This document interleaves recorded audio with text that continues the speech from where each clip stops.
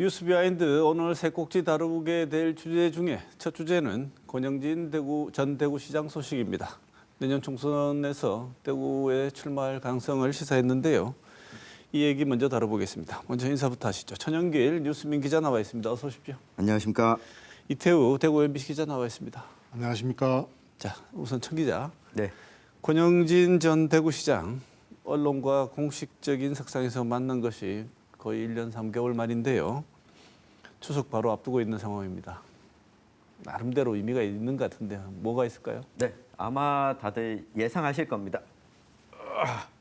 이제 기지개를 편 건데요. 이 총선을 7개월여 앞두고 있는 시점에서 이 대구 경북의 한 언론인 모임에 참석해서 의견을 밝혔습니다. 지난 19일인데 권영진 전 시장은 그동안 퇴임 이후에 공개적인 행보는 지난해에는 하지 않았고 올해 본인을 중심으로 한 분권과 통합이라는 포럼 활동을 주로 해왔습니다. 기자들과 이렇게 단체로 만난 건 퇴임 이후 처음인데 아무래도 이 총선에서 적극적인 행보에 나서겠다라고 하는 뜻으로 풀이가 됩니다. 먼저 권윤수 대구 MBC 기자의 보도를 보시죠.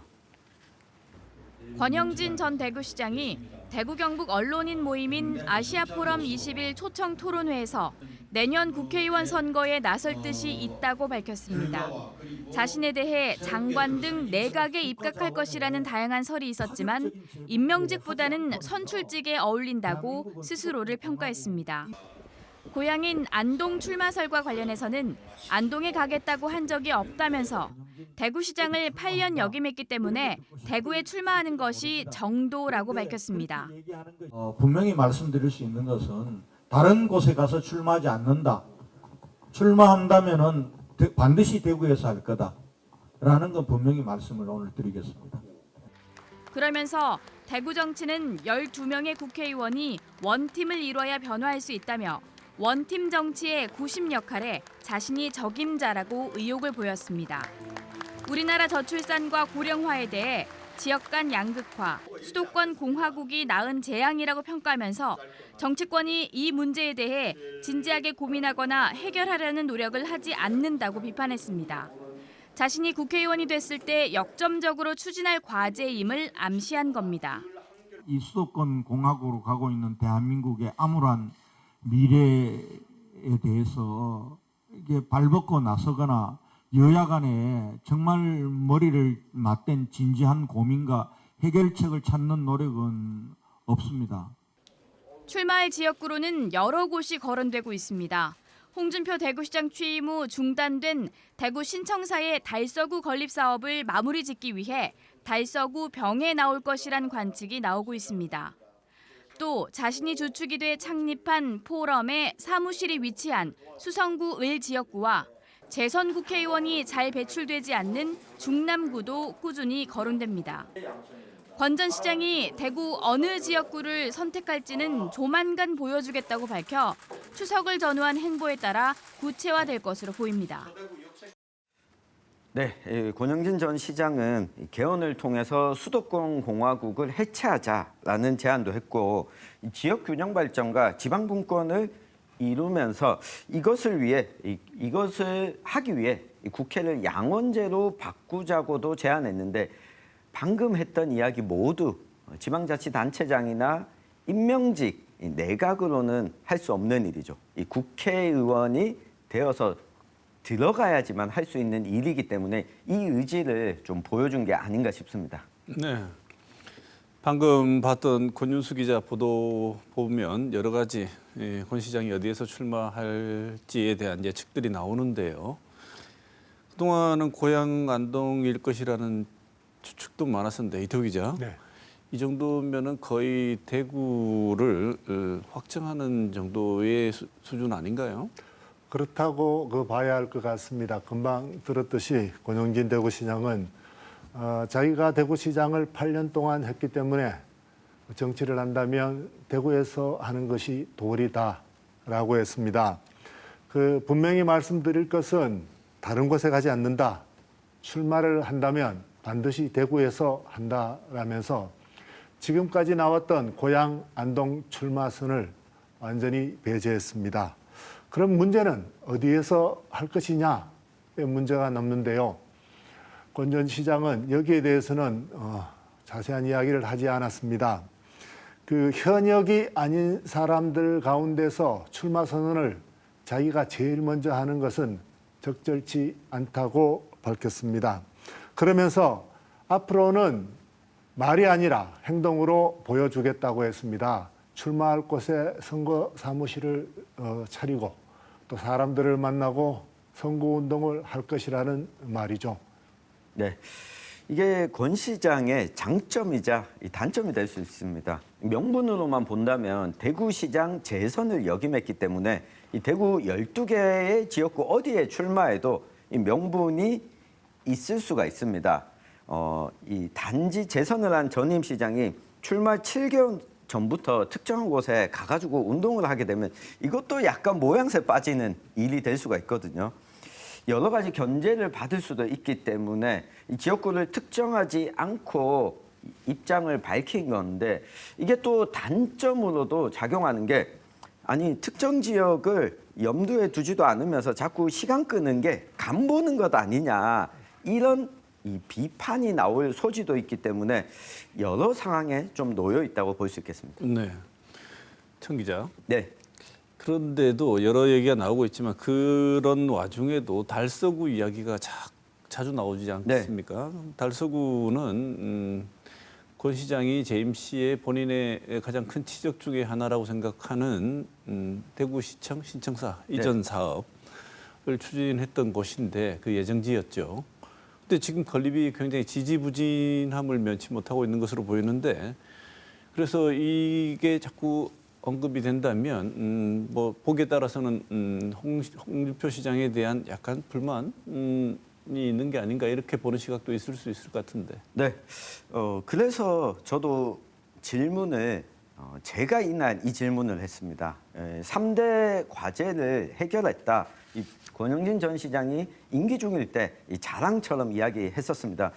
그런데 대구 치수원 이전 그리고 신청사 건립 이거 모두 지금 지지부진한 상황이지 않습니까? 이에 대해서 홍준표 시장 행보를 묻는 질문에는 좀 말을 아꼈는데요. 일단 홍 시장께서 제가 했던 것들을 더 좋게 대구의 미래를 위해서 하도록 하는 것이 맞고 그 책임은 저한테도 있다라고 했습니다. 굳이 현직 시장과 대립각을 세우는 것은 지금 원치 않는다라는 메시지로 읽혔는데 앞서 권윤수 기자 보도에서 나왔던 이 키워드 중에 하나에 답이 있다고 보여집니다. 원팀이라고 강조를 했는데 대구시청 신청사 건립은 대구의 12명의 국회의원들이 힘을 합쳐야지만 풀 수 있는데 거기에 리더가 되겠다라고 하는 것에서 좀 해답을 찾아볼 수 있지 않을까 싶습니다. 권 전 시장은 그 홍준표 지금 시장이 된 지 1년밖에 되지 않았다면서 그 전임 시장이 한 일을 모두 그대로 따라서 하는 것은 옳지 않다라고 이야기했습니다. 깊이 숙고한 다음에 바꿀 것이 있으면 혁신을 하는 것이 맞다라고 이야기했습니다. 자, 끝까지 문제가 남는 것은 대구 출마 의사를 밝혔는데요. 어디냐 하는 것입니다. 지금 세 곳이 거론이 되고 있는데요. 달서구 병, 지금 김용판 의원이 있는 달서구 병이 유력하고요. 또 이인선 의원이 있는 수성구을, 그리고 마지막으로는 임병헌 의원이 있는 중남구도 거론이 되고 있습니다. 네. 자, 두 번째 소식. 김천시장 소식입니다. 김충섭 김천시장이 이미 구속이 됐습니다. 대우 기자. 네. 그런데 구속은 됐는데 선거 구민한테 선거 때 돌린 선물이 이게 후폭풍이 어마어마하다면서요? 역대급 선거 비리라고 부릅니다. 그 검찰도 유례를 찾아보기 힘든 대규모 조직적 범행이라고 할 수 있습니다. 여기에 관련된 사람들이 시청 공무원과 전현직 공무원, 산림조합 그리고 그 행정복지센터 직원들까지 이 관직에 있는 거의 모든 분야가 관련이 되었다. 이렇게 보시면 되겠습니다. 이 선물을 받은 사람도 1,800명이나 되는데요. 이 선물값을 마련하기 위해서 자기 주머니를 털었다는 공무원도 있습니다. 대구문화방송의 박재영 기자의 보도를 보시겠습니다. 국민의힘 소속 김충섭 김천시장은 2021년 설과 추석 두 번의 명절에 선거 구민 등 1,800명에게 6,600만 원 규모의 선물을 제공한 혐의로 최근 구속됐습니다. 전현직 공무원 33명도 재판에 넘겨진 가운데 이 중 9명은 1심에서 유죄를 선고받았습니다. 시장 지시에 따라 선거 구민 등 350명, 김천시 산하 22개 읍면 동장을 통해서 1,450명에게 현금이나 선물을 제공한 혐의입니다. 금품 제공은 조직적이고 치밀하게 이루어졌습니다. 공무원들은 명절 선물 비용을 마련하기 위해서 3,300만 원가량 업무 추진비를 전용했고 일부 공무원들은 1,700만 원가량의 사비까지 들여 명절 떡값 등으로 전달한 혐의도 받습니다. 시장 지시를 받고 명절 선물 명단을 수정 관리하기도 했습니다. 권한대행 체제로 전환한 김천시는 침통한 분위기입니다. 금품을 받은 선거구민 1,800명도 과태료 부과 대상이 되면서 지역사회의 민심도 흉흉합니다. 과태료 부과 대상자는 이번 사건의 1심 판결 이후 최종 결정됩니다. 네, 공교롭게도 지금 추석을 앞두고 있는 시점인데 이 김천 시민들은 참으로 안타까울 것 같습니다. 나는 1,800명 안에 못 들어갔나? 선물을 받아야 될 대상이 아닌가? 이런 씁쓸한 생각도 해보게 되는데요. 이게 시기가 시기이니만큼 김천시 내에 미치는 파장이 총선에도 영향을 미칠 것으로 보입니다. 이 김천시가 인구수가 14만여 명에 달하기 때문에 단독 선거구가 유지가 됩니다. 김천시장 선거구와 국회의원 선거구가 같다는 이야기인 거죠. 이 구속된 김충섭 김천시장이 국민의힘 소속인데요. 이미 구속이 됐고 앞으로 재판 결과가 총선 전에는 1심 결과는 나올 것으로 보이는데 이것이 총선 구도에 미치는 영향도 좀 무시할 수 없을 것으로 보입니다. 네, 마지막 주제 살펴보겠습니다. 장애인 이동권 관련한 소식인데요. 대구장애인철폐연대가 이동권을 보장하라 하면서 19일 대구시청에서부터 행진을 했습니다. 이태우 기자, 네. 대구에서 장애인이 이동하기에 얼마나 어렵고 한지 그거 먼저 살펴볼 필요가 있을 것 같은데요. 통계를 한번 보겠습니다. 대구시에 있는 시내버스는 1,566대인데요. 이 가운데 저상버스는 44%에 불과합니다. 절반이 되지 않는 것이죠. 여기에다 특별교통수단은 200대에서 한 대가 빠지는데요. 법정 대수는 216대니까 이것도 못 미치는 겁니다. 이 특별교통수단이라는 것은 우리가 보통 장애인 콜택시라고 부르는 것인데요. 휠체어를 탄 채 이동할 수 있는 교통수단입니다. 네, 최근에 이 법이 바뀌면서 특별교통수단의 운행 범위가 같은 광역자치단체뿐만 아니라 인접지자체까지 확대가 됐습니다. 때문에 장애인단체는 더 늘려야 한다. 적어도 법정 대수까지는 채워야 하지 않느냐 이런 요구를 하고 있습니다. 이 저상버스도 기존의 낡은 버스를 바꿀 때는 의무적으로 도입하도록 하고 있지만 예외 규정이 있습니다. 이 경사가 급하거나 다리 등으로 버스 진입이 어려운 곳일 경우 도입하지 않을 수 있다. 근데 이게 지방자치단체가 이런 예외 규정을 적극적으로 활용하는 거죠. 그나마 이 대구시는 44%로 나은 편인데 대구로 편입된 군위군에는 저상버스가 단 한 대도 없습니다. 네. 자, 그런데 저상버스와 특별교통수단 지금 두 분 기자 말씀하신 대로 부족합니다. 그런데도 정부가 내년 예산 올해보다 훨씬 더 적은 예산을 반영했다면서요? 네.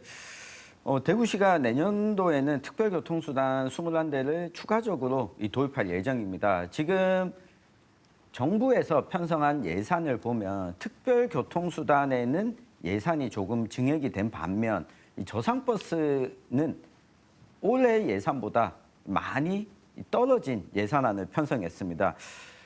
이것이 저상버스를 생산하는 업체가 좀 상황이 어려워져서 도입하기 어려운 것이다라고 설명했는데 아무래도 정부의 이 예산 감축 기조의 영향이 아닌가 이 장애인 단체는 지금 파악하고 있습니다. 네. 오늘 뉴스 비하인드 준비한 소식 여기까지입니다. 여러 이야기 준비하신다고 두 분 고생하셨습니다. 오늘 뉴스 비하인드 여기서 마치겠습니다. 고맙습니다.